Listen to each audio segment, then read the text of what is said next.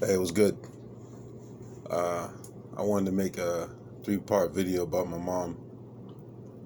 Uh, the first part is her life as I know it. Uh, she was born in New Haven, Connecticut. Um, she had, let's see, one, two, three. I think she had like 5 or 6 brothers and sisters. I'll get into that later. But she had only one parent there, which was my grandmother. Her name was Cynthia, and she was tall and fair skinned, so you know how that go. Um, they sent her to boarding school. I think because she was smart, and also it was a lot of kids. I don't know what the reason was for that, because she didn't send all the kids there, but she went to boarding school and was around mostly Caucasian folks, and that kind of gave her a taste for a different culture. You know what I mean? She was an athlete, like she did equestrian riding, like she rode horses, and she did what was it called, field hockey. She excelled in class. She was real smart. Let me see. She had problems at home. Let her tell it. She felt like she wouldn't get enough love from her mom. She felt like her mom's real critical of her. I'm not going to go into that too much right now, but that always bothered her. So she kept going to school. I think around 16, 17, she got a job, and that was like a sense of freedom for her. Something for her to do, something to make her feel independent. All the while, she was like doing artistic things, like dang, I'm gonna get this wrong, but I'll fix it later. She played the clarinet, and she wrote poetry. So as the story goes, around time she must have been like 17 or something like that, she was on the radio, and they was doing like spoken word on the radio on a college station. So she was on there saying her poetry under the name Aisha. That's important. That was her inner name, is Aisha. So I never heard it, of course, because she was either off the top or she spit out a notebook. I never found the poetry, but my dad heard it. He was riding his car. He was somewhere, and he was like, "Yo, who's that girl on the mic?" So apparently he found her. He went to the station. He found her. He hung around her and stuff. He wanted to get to know her just based on her voice. That's crazy, right? All the while she's dealing with her stuff, she never really had. I think she had dudes that she talked to, but she never really had a boyfriend. She was dealing with a lot of stuff at home. So pretty much my dad hooks up with her. Now my dad, he's a ladies man. He's a bit older. He's more experienced and things like this. He was raised by his uncle, who pretty much was telling him, your greatest ambition is to chase the girls, So by the time he meets her, she don't know nothing about nothing. She pretty much naive, kind of squarish, to be exact. Probably a lot like my daughter. But he shows her the world, shows her, my dad knows a lot of people. He's a salesman, real quick with his mouth. So he's getting her in the clubs like this. He's taking her out. He's updating her style, taking her shopping. So now she's getting new clothes. She's starting to feel herself. He told me that when he first met her, he felt like she was a plain Jane. She was beautiful, but she was plain Jane. And he's kind of shallow, so,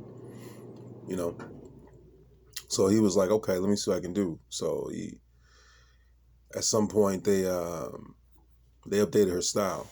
So ever since then, she was always fly. I say that. She always coordinated nice colors that suit her skin tone. She was always fresh to death, as far as I knew her. Now, at 17, I believe they got married. I don't know what it was back then, but I guess that was legal consent age. So she left straight from high school because she graduated early because, I guess she was smart. Well, I don't guess. She was smart. She went straight from my grandmother's house to being married to him. So they moved in together, and you know how it go. Things was blissful, but like I told you, my pops is a lazy man, so he was doing his thing. I won't get into that out of respect for him, but he was smashing. He was doing things outside the marriage. This is before he gave his life to Christ. Many years after this, so that tore her apart because this is her first love. She, pretty sure she felt like she found the man of her dreams. He was going to be the one to save her, or not save her, but make her happy. But he did some real grimy stuff in the marriage, you know, and she still dealt with it. She stayed with him for quite some years. From, 10 years, matter of fact. I think from 17 to 27, she stayed with him. And, he cheated on her, messed around with her friends. She felt like he didn't protect her. Like he didn't stick up for her when his friends would hit on her and stuff like this. To his defense, that was how he was literally raised, that you was supposed to always have someone on the side. You're supposed to have a main chick and a side chick, yada, yada. I don't want to justify his actions, but it is what it is. So the pain she felt from that, I think, never went away. She never stopped not liking that dude. Never stopped. I don't know if it was hate or whatever, but never stopped. She became more and more distrustful, you know. She had a kid, who was me. The next part I'll talk about her as a mother, but I'm talking about her as a person. Well, all I can imagine is her pretty much doing it by herself, paying the bills, going to work every day, dealing with stuff. Then at night you gotta feed and take care of your child, that kind of thing. She worked a lot, and I know she didn't always like her work. I know she had jerks at her job, I'm pretty sure she got sexually harassed. I'm pretty sure she got minimalized. That was the nature of things. That's still the nature of things. It's because of her strength is the reason why I have such respect for women, because I know that she would go to work and she would just hate it, but she would do it because she had a mouth to feed and she had to feed herself. You know what I mean? So even when we didn't have a lot, she did her best, and that's what she imparted upon me. She very, very strong person, very willful. She loved love but didn't trust it. And that's very problematic. But like I said, she had a fashion sense about her. Always had nice things. She was a slim person, so she always bought stuff that looked nice on her. She liked to have jewelry, scarves, hats, the whole nine. She had a very eclectic style, feminine, and also suits, things like this, all kind of different jewelry. She seemed to love the color purple. That was one of her favorite things. My mother said that she saw auras, and I know she did. She wasn't making it up. She would see auras around people and even tell you the color.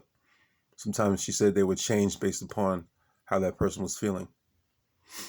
She didn't really share that with a lot of people because she thought it may look strange or they would judge her, but she wasn't a liar. She wouldn't say that if that wasn't true. And I knew she knew some stuff, because I'll get to that later on. Let's see. She had friends, but when it all boiled down, she stopped trusting other women. I think she had some bad relationships, and she never had that long-term friendship that she wanted. She never really had a super sisterly relationship. Even though she had a sister, they seemed to be very competitive. So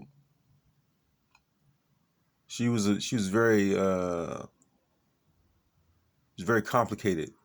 A lot of times she was very gentle, very kind, very uplifting.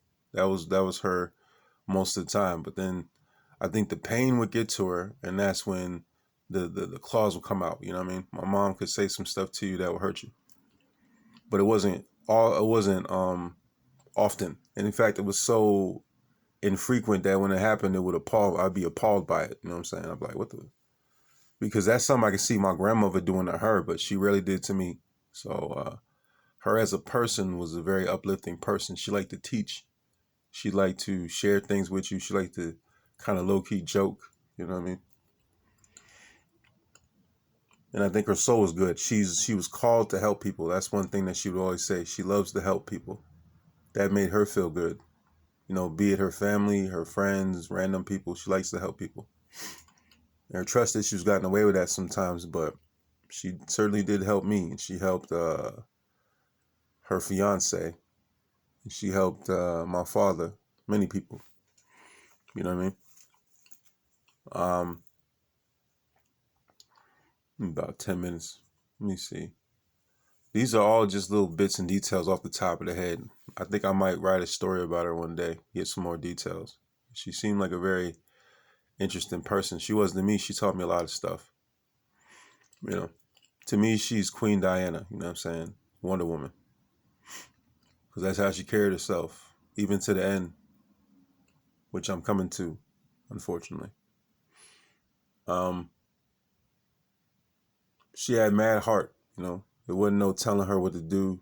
There wasn't no imposing your will upon her. She was very strong. And I say was, but I don't believe people go for real. So she is very strong. Since I'm nearing the end of this video, I'll let you know. She passed away. It's been about a month and about a week. Yeah, exactly. So, you know, she was real special to me. So I wanted to make a 3-part joint about her to keep it fresh in my mind and also to be the basis for a song. So I'm gonna wrap it up with a few more things I know about her. I know there was sibling rivalry between her. I know that she used to buy a lot of food because there was times where there was no food. So I know that she had times where she came up and it was rough. She didn't trust people because she'd been hurt so many times. That might be a justification, but I know how that feels. But she did love people. She'd always talk about people, but she didn't think that they liked them. That they liked her. That was big on her. She felt like people judged her. And that hurt her heart because in her heart's of hearts, all she really wants to do is make you happy. That's all she really wanted to do is cook food for you and make you comfortable, you know, whether you was, you know, kin or not. She was hard-headed, you know.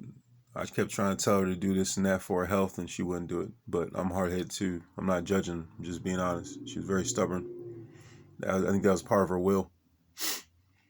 But I believe she succeeded. She was 67 when she died. She was born in 1954. So she was a black lady born in the 50s who made it all the way to the 21st century, all the way to 2021. You know what I mean? And she did it pretty much on her own. You know what I mean? Nobody helped her. There was no man around who took care of her. Not that I'm knocking that, but there wasn't. Nobody contributed. She had to get up and pay her own bills. You know, this house there was help from her fiance. I will say that. I will definitely say that. They live together. They live here together. But before him, it was all her. And she did a bang up job, I feel like, as a mom. I'll get to that in the next part, how she was for a mom. But I think she was a stellar person who had her flaws, like we all do. And I was with her to the end. And I feel like it was an honor to do so. You know what? Through all of it, she never showed any weakness. The only thing close to weakness is when her sadness and her anger would come out. And you know that's when the devil had her. But that happens to us all, you know. But never showed weakness. Never whined or cried, oh, please. No, never once.